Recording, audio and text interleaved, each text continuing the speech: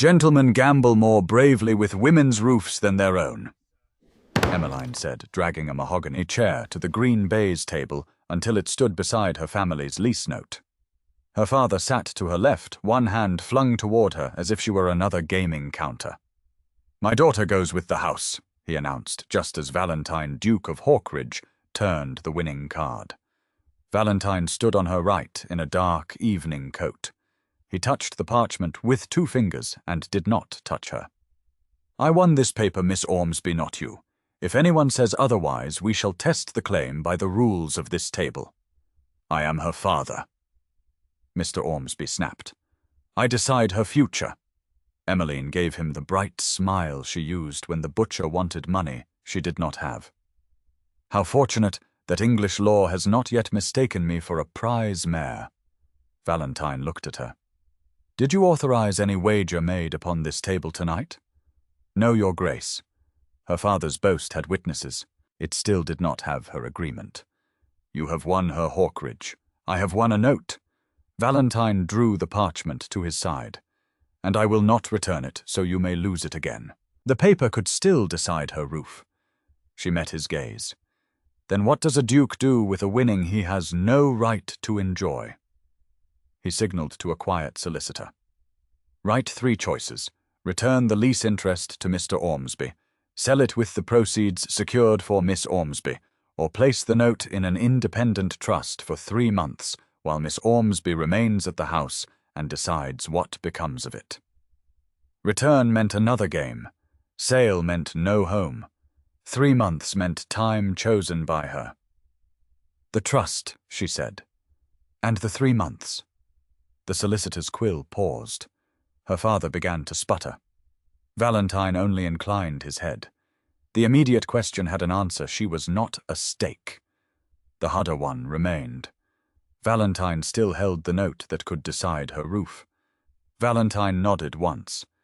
"Then Mr. Otterline will require your signature." She signed. The scratch of the quill cut through the murmurs. Her father lunged forward. "You cannot do this. You are stripping me of my property." "I am securing what I won," Valentine said. "The game is concluded, Mr. Ormsby." The company began to disperse. Valentine turned to Emmeline. "My carriage is outside. It will return you to your home." She lifted her chin. "I am perfectly capable of hiring a chaise, your grace." "I am sure you are. Mine is already at the door, and your household has likely heard the story before us." He gestured toward the passage. "The carriage is yours. I will not be in it. Mr. Otterline will take the note into safe custody." Emmeline studied him. He possessed enough rank and money to make obedience look like kindness. Instead, he had asked where she wished to go.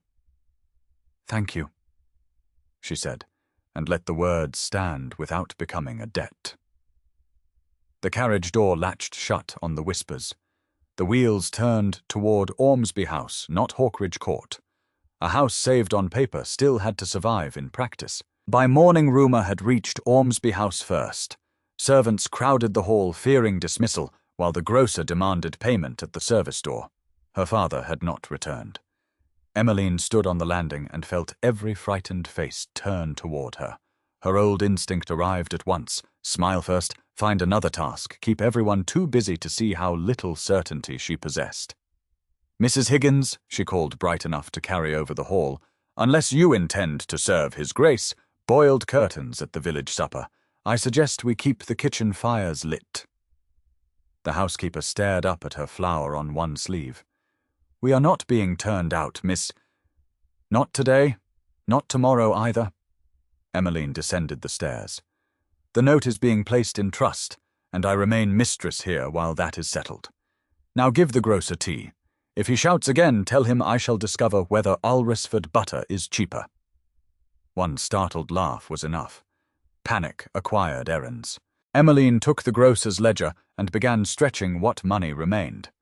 She was still adding columns when boots sounded in the service passage. Valentine stood in the doorway in a dark riding coat, a leather folio under one arm. He looked first at the servants back at work, then at the ledger beneath Emmeline's hand. "I see the house is still standing." "Only because Mrs. Higgins has not yet served the curtains." Emmeline closed the ledger. To what do I owe the honor of a morning inspection? It is not an inspection. He opened the folio. Mr. Otterline has secured a delay from the most pressing creditors while the trust is prepared. Wages and necessary household costs may continue. Emmeline looked over the neat columns and dates. The arrangement was severe, orderly, and unexpectedly useful. You have been busy since midnight. I prefer to arrange the board before the other player wakes. His mouth moved by the smallest degree. There is one matter I cannot settle from London papers, the rents from the Hopkins and Miller farms. I put collection on the 14th. Emmeline laughed before she could stop herself. The 14th. Valentine straightened the edge of the sheet. Is the arithmetic wrong? The arithmetic is flawless. The sheep are the difficulty. She tapped the date. Mr. Hopkins is at Alresford Market, then. Your agent will find his wife a locked cash box and a farm dog with no respect for ducal schedules. He considered that. The 17th. The 17th. Valentine took out a pencil and changed the date at once. Emmeline watched the stroke cross the page. Another man might have defended the plan because it was his. Valentine appeared interested only in whether it worked. And the Millers? He asked. Do their animals also keep a calendar of their own? Only their cows. If the Millers pay this week, they cannot mend a broken boundary fence. If they do not mend it, their cows reach the neighbour's barley. Then you have 2 angry households instead of 1 late rent. Valentine was quiet for a moment. Delaying the rent costs less than the quarrel. That is a very ducal way to say the cows should come first. It is the only language they have taught me. This time she heard the humour. Dry, reluctant, but real.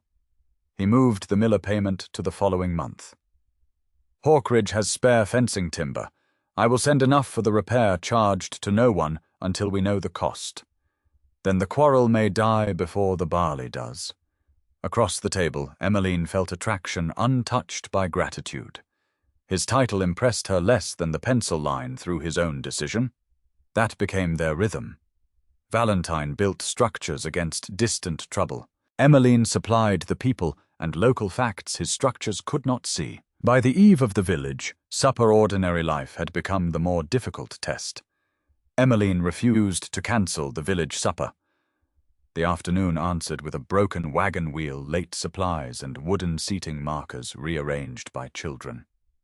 When Valentine arrived, Emmeline stood with her hands on her hips before a table where the vicar had been placed beside a notoriously deaf pig farmer and the local magistrate beside a widow who had accused him of encouraging her neighbour's chickens. I can have the plan redrawn in 20 minutes, Valentine said, taking in the disorder with visible concentration. No. Emmeline studied the new arrangement. The magistrate requires humility. The vicar requires an audience who cannot interrupt him, and Mrs. Bell has spent 6 months refusing to speak to the Hopkinses. Whoever did this may be a social genius. A small boy beneath the sideboard raised one guilty hand.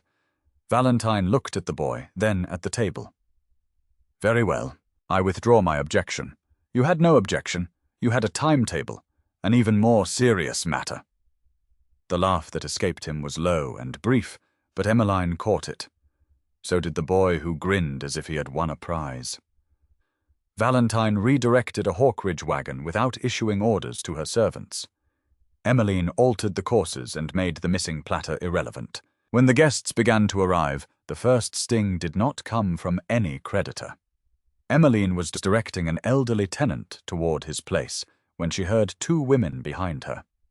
Is it true the Duke won the house? The house, yes. And there was some dreadful talk of the daughter going with it.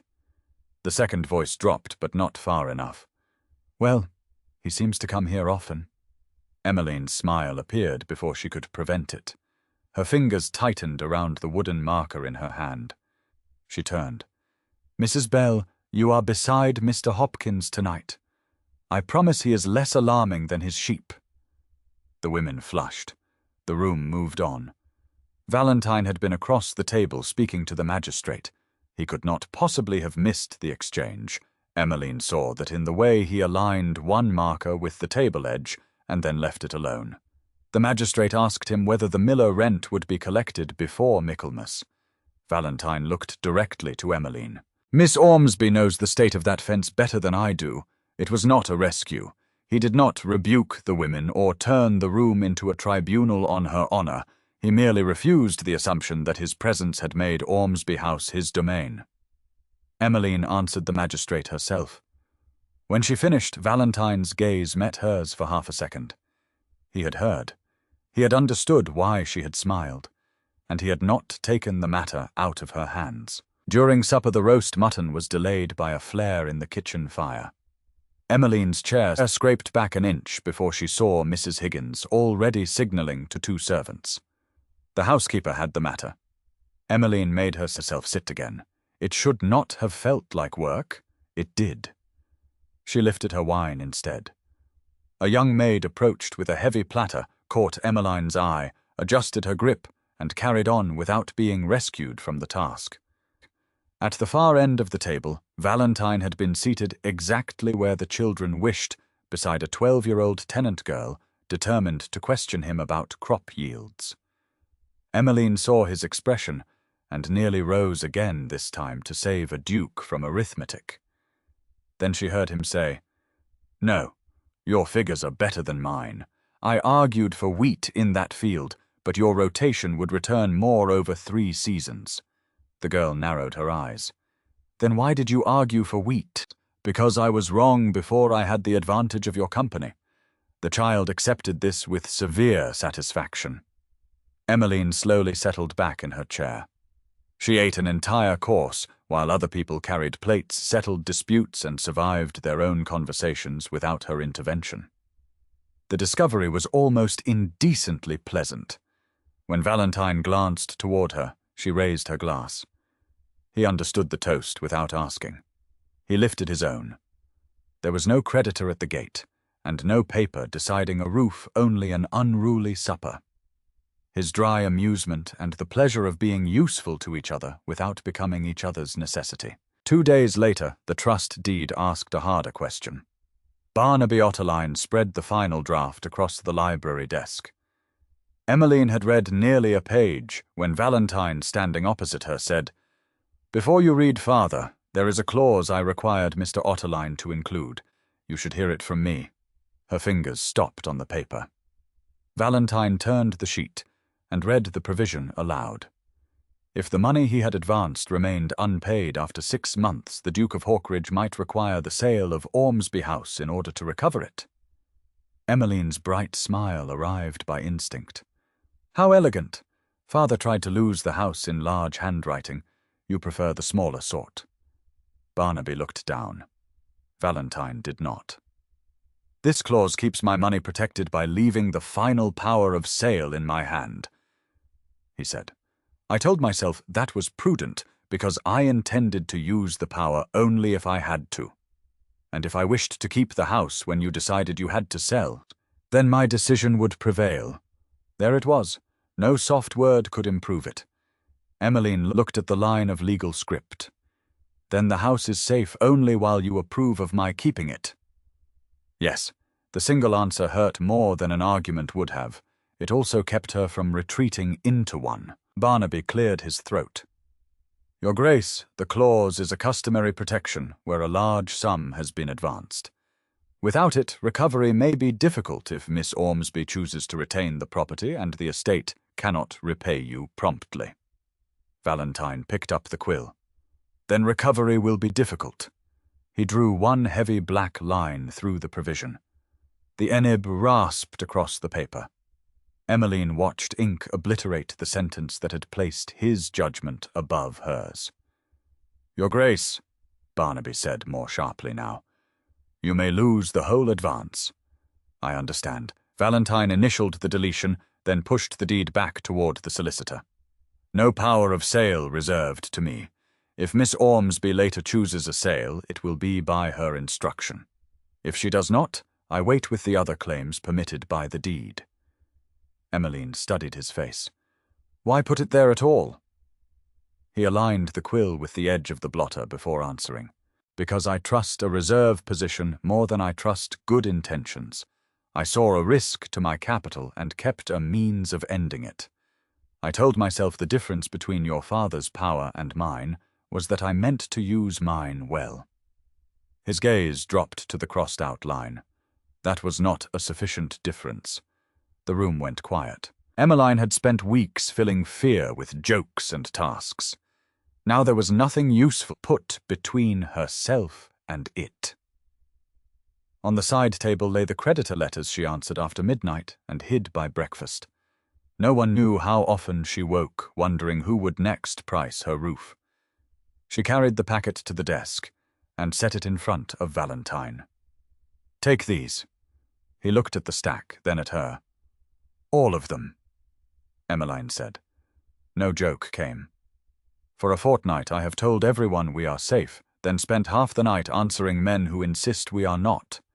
I would like one morning in which I do not wake wondering which of them intends to price my home." Valentine glanced at the top letter. "This reply is dated after midnight." Emmeline's face warmed. "The creditor did not appear concerned for my bedtime." "No," his voice was quiet. "You were." He simply rested one hand beside the packet, not upon hers. "The creditors and the gaming claims are mine to answer," he said. "The house, the tenants, and the village remain yours. I will not settle anything that touches the house or the trust without bringing the terms to you first. And no reserve plan hidden in another page. No plan you have not seen. What if one of them refuses every sensible offer? Then I will tell you that before I choose the next move, I cannot promise they will all behave reasonably. It was not perfect safety. It was information before action, and a burden she had deliberately handed away." "Good," she said. The arrangement was tested the next morning. One of her father's London creditors sent an agent to Ormsby House. Emmeline was in the courtyard with the household book directing where the winter firewood should be stacked when the man pushed past the stable boy. "Miss Ormsby, I have papers proving your father's debts." Every old habit urged her to take the papers, make a joke, solve one more difficulty before anyone else saw it. She kept hold of the book. "His Grace has that correspondence," she said, pointing toward the library window. "You may speak to him." The agent turned as Valentine came onto the gravel. "Miss Ormsby has asked you to speak for her, then, Your Grace." "On creditor claims." "Claims," Valentine said. "Nothing more. This house is under Miss Ormsby's direction. If you have a claim, send it to my office or to Mr. Otterline. If you force your way past her servants again, the magistrate may consider the trespass." He had come hoping to make her defend everything at once. Emmeline returned to the firewood instead. He left. Emmeline marked another load in the book. The division held. It held until the end of the 6th week, when her father returned. He did not come alone. 2 gentlemen from the Winchester card salon followed him into the drawing-room. He smelled of stale wine and wet road dust, and triumph had put colour back into his face. Valentine had been working with Barnaby in the library. He came only as far as the fireplace and said nothing. "The trust is a sham," Mr. Ormsby declared. "These gentlemen were there. They heard the wager. They saw you accept Hawkridge's carriage afterward. You accepted his protection, Emmeline. You accepted the result." The old panic rose so quickly that Emmeline nearly laughed. She almost asked whether eating breakfast the next morning had also confirmed the wager. The jest formed perfectly. She let it die. "I did not consent," she said instead. Her father waved the words away. "You stood at the table." Valentine's gaze moved from Mr. Ormsby to the 2 witnesses and back again. Emmeline had learned that particular stillness. He was arranging sequence, not temper. "You wish the proprietors of the subscription rooms to record that Miss Ormsby consented to being part of the stake?" Valentine asked. "I do." "Then state it before them. Tomorrow afternoon, in the same card salon, these gentlemen may give their recollection in full." Her father smiled. "And when they prove it, if they find that Miss Ormsby consented before the wager, Mr. Otterline will delay the trust while council considers the property question. If they find no consent, you will relinquish every further claim to Ormsby House and cease using your daughter's name in any gaming debt. One of the witnesses shifted uneasily. Mr. Ormsby's smile widened. Done. When the three men had gone, Emmeline sat down because her knees had begun to shake. You gave him a hearing that can delay the trust. I gave him a room in which he must choose one account and keep to it. Valentine opened his folio and drew out a sheet already divided into lines. But I will not use the plan unless you know it first. He placed the paper before her. There were no hidden reserves. He had written the witness order, what each man had seen when Emmeline entered, when the final card turned, and when her father made his declaration. The weakness is here, Valentine said. They heard your father say you went with the house. They did not hear you agree. If you entered only as the final hand ended, he cannot claim your consent formed part of the original stake. Emmeline read the whole page. You would normally keep this to yourself. Yes, because surprise improves your chances. Usually. And now you asked for no unseen plan. He left the paper in front of her. That mattered more than the confidence of his voice. Emmeline put both palms on the table. Handle the salon. I will not defend my character line by line, for men who watched my father point at me and decided it was entertainment. Valentine inclined his head. But if you prevail, the note does not return to you. It goes directly to Mr. Otterline under the trust instructions. Before you leave the room? Before I leave the table. Emmeline searched the plan once more. She could see the risk. A witness might remember badly. The proprietors might prefer quiet over principle. Her father might create enough noise to delay everything. Valentine had not hidden any of that. Then handle it, she said. Handing him the crisis did not feel like disappearing from it. The limit was hers and the plan was visible. The Winchester card salon looked different in afternoon light. No gaming party had begun. The shutters were open and the adjoining drawing room showed through wide double doors. Mrs. Higgins sat there with Emmeline's cloak. Barnaby occupied one end of the green baize table. 3 senior subscribers sat opposite him with Mr. Ormsby and the 2 witnesses. It was the same mixed social room as on the wager night, but without music or a fashionable crowd. Its subscribers could settle the gaming dispute. They were not a court over Emmeline's person. She chose her chair herself. Valentine let her father speak first. Mr. Ormsby told the story boldly. He said Emmeline had known the stake, that she had stood beside him, that she had accepted Hawkridge's carriage and the proposed trust afterward, because she understood herself to be included in the bargain. Valentine did not interrupt. By the time Mr. Ormsby finished, he had tied his claim to a precise order of events. Then Valentine questioned the witnesses. At what point did Mr. Ormsby say his daughter went with the house? Just before you turned the final card, Your Grace. And when did Miss Ormsby come to the table? The witness hesitated. She had only just entered. Before the stakes were agreed? No. After play had begun. The second witness gave the same sequence. Emmeline had entered near the end of the hand and pulled up her chair only after hearing her father's declaration. Neither man had heard her agree. Her father rose halfway from his chair. She took his carriage afterward. She chose the trust. She accepted what he had won. Valentine turned to him at last. She accepted an arrangement made after the game because you had put her home at risk. That cannot become consent to a wager made before she arrived. You could stake whatever interest in the note was lawfully yours. You could not stake a grown woman's consent. Mr. Ormsby struck the table with his palm. You are splitting words. No, I am putting them back in their proper order. A silence followed. The senior subscriber in the center looked toward Emmeline. The rules of these rooms are plainer than Mr. Ormsby would make them. No stake may be enlarged after play has begun, and no person's consent may be supplied by another. Miss Ormsby, did you agree before or during the hand to be included in your father's stake? Emmeline stood. She did not look at her father. She looked at the table that had once seemed to hold her future. I did not consent to the wager, she said.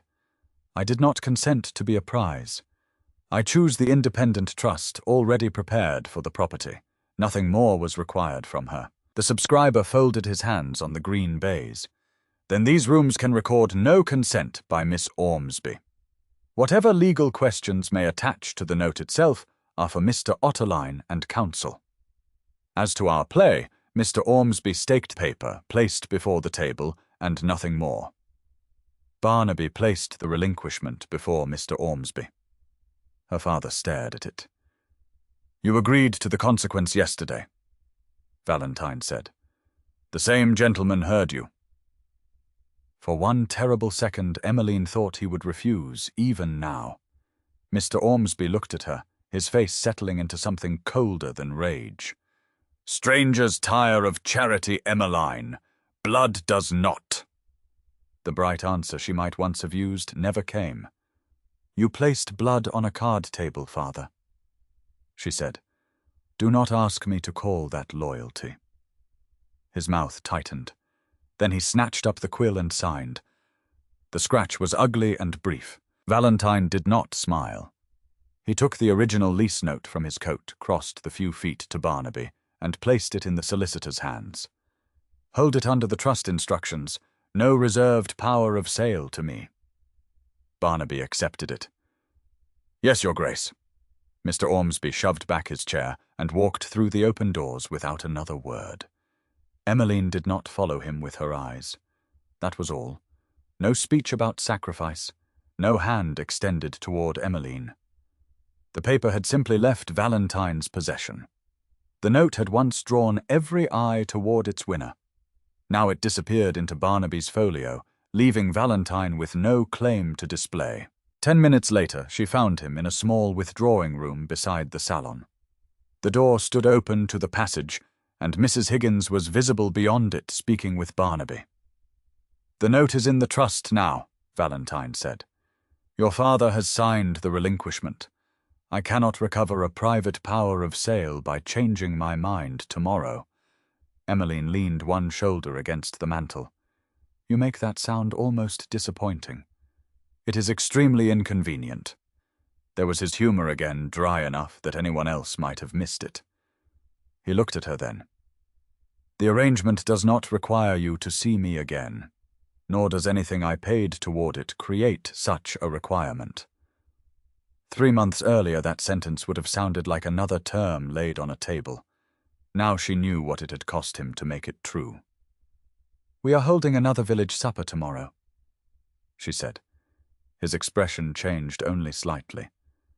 The children will probably rearrange the seats. The vicar will speak too long. Something will be dropped. Your advertising is formidable. You may come. Valentine was very still. Not as the man who holds the note. Emmeline continued. You no longer do. Not as the man who saved me from my father. I asked you to handle that room, and you did. What then? As a guest? Her voice softened. If you wish to see me when there is nothing left to win, begin there. For once, Valentine had no immediate answer prepared. Then he bowed his head. I will be there, Emmeline. She crossed the room far enough to lay her fingers briefly against his hand. He did not close them around hers until she turned her palm upward. The next day, true to his word, Valentine came to supper and sat where she placed him. In the following weeks he came when invited and never used creditor business as an excuse to enter her house. Courtship accumulated in smaller things. He left a rent date open for her correction. He sent a note admitting the tenant girl had been right about the field rotation. He listened while Emmeline explained why the Hopkins children could not be seated together if anyone expected pudding to remain on the table. On a chaperoned walk to inspect the repaired Miller fence with Mrs. Higgins following along the lane behind them, Emmeline and Valentine reached for the gate latch at the same moment. Their gloved hands brushed. Valentine stopped halfway through a sentence about drainage. Emmeline looked at him. His attention remained on her for a fraction longer than courtesy required before he withdrew his hand. "Have we lost the drainage entirely?" she asked. "Entirely," he said. She carried that answer home with an absurd warmth under her ribs. There was also an evening when she laughed through a whole game without finding herself a task. 3 months later, another village supper at Ormsby House was a masterpiece of ordinary chaos.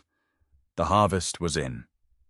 The trust had given Emmeline the time she chose. The worst claims were settled or held at distance, her father's relinquishment stood, and she had decided to keep Ormsby House on terms being prepared at her instruction. Tonight, none of that was on the table. Emmeline sat at the head of a long room full of tenant families. Servants moving between them with steaming dishes and children who had abandoned every idea of indoor voices. A serving boy dropped a platter of roasted roots near the hearth. The dish broke with a sharp crack. Not long ago, Emmeline would have been on her feet before the last piece stopped sliding. Tonight she caught Mrs. Higgins's eye. The housekeeper was already moving. A maid fetched a brush. The boy was checked for cuts. Another platter appeared from the kitchen. Emmeline remained seated. The supper continued. At the far end of the room, Valentine was engaged in a battle of far greater personal importance. Our tenant children had drawn him to a small wooden table beside the fire. In its center sat a broad bowl of winter apples. They were playing cards. Valentine studied his hand with the severity he usually reserved for estate accounts. He laid down a card. The 12-year-old tenant girl who had argued crop yields with him immediately slapped a lower card over it and reached for 3 apples. "That is not a lawful move," Valentine said. "It is the same color. That is not the rule. It is now. On whose authority?" "Mine." The other children nodded solemnly. Emmeline had to cover her mouth with her napkin. Valentine looked toward her. "You see what happens when a household is permitted too much independence. Terrifying." She agreed. Someone may begin choosing her own chair. His eyes warmed. The girl gathered her apples. "House rules, Your Grace." Valentine considered the mutiny before him, then laid his remaining cards face down. "I concede that I entered this contest without understanding the Constitution."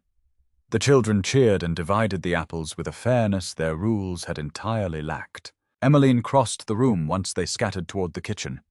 "You are losing your touch, Your Grace. They alter the rules whenever the arithmetic becomes inconvenient. A bold form of government. I should like it recorded that I objected. No one here is keeping minutes. Then I am defenseless." She laughed openly. In 3 months, Emmeline had learned that Valentine could lose small things with dignity. He still planned too far ahead, straightened papers while thinking, and sent 3 solutions when 1 question might have done. Emmeline still teased him for it. She no longer treated usefulness as the price of being loved. She let Mrs. Higgins manage late deliveries, handed Valentine matters that truly belonged to his estates, and asked for his company without inventing a task. None of those changes had made her less herself. Ormsby House was louder for it. Valentine looked at the abandoned cards. "I once thought a card table was useful because it showed who held the advantage. And now I know advantage is a poor substitute for being invited back." The answer struck deeper than any declaration he could have made in the Winchester room. A servant came to clear the little table, and Valentine stepped aside. His carriage had already been called. Emmeline had heard him ask for it before the children trapped him in their game. For 3 months he had let her set every pace, never mistaking one invitation for the next, or gratitude for affection. If she wanted more, he would apparently wait until she named that, too. Valentine reached for his gloves. For one sharp instant, Emmeline wondered whether he had mistaken all her invitations for kindness, whether a strategist so careful with another person's freedom had arranged himself neatly outside her future. Then he looked at her. There was nothing cool in his face now, only patience and a desire he had refused to use as leverage. Emmeline caught his hand before he could turn toward the door. "I have been thinking," she said. "That phrase has cost me considerable money." You have spent 3 months proving that you can lose without trying to take the table home with you. I had not understood that to be the examination. It was. And did I pass? With deductions for arguing with children.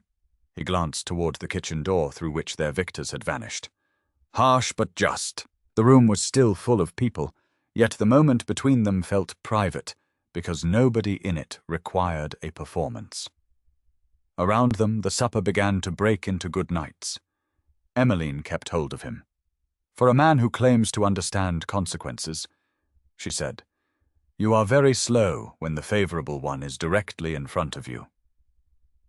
Understanding arrived at last. She caught the front of his coat and drew him nearer. He met her halfway.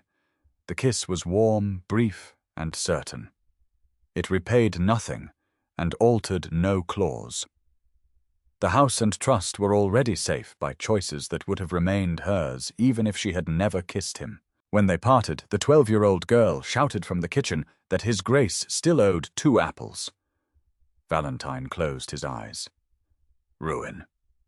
Emmeline laughed and drew him toward the bowl. On the little table behind them, green-backed cards lay abandoned beside the remaining apples. There was no lease note anywhere in the room. Emmeline's hand stayed loosely in Valentine's as the children came running back to collect what he owed. The end.